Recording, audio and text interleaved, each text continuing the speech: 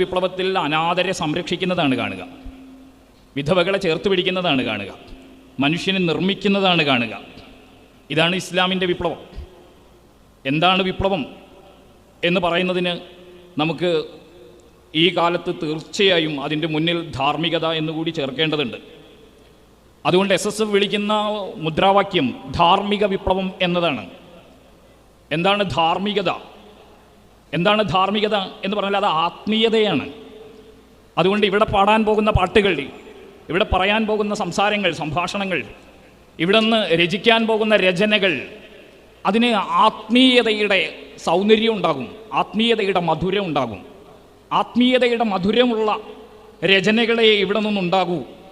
ആത്മീയതയുടെ മധുരമുള്ള സൃഷ്ടികളെ ഇവിടെ വെച്ച് നിങ്ങൾക്ക് കാണാൻ കഴിയൂ, കേൾക്കാൻ കഴിയൂ. അതാണ് SSFൻ്റെ ഈ ധാർമ്മിക വിപ്ലവത്തിൻ്റെ വിശേഷം. എന്താണ് ആത്മീയത? SSFൻ്റെ സാഹിത്യോത്സവം ഒരു ആത്മീയ പരിപാടിയാണ്. ഇതൊരു കലാപരിപാടിയല്ലേ, ഇതൊരു സാഹിത്യ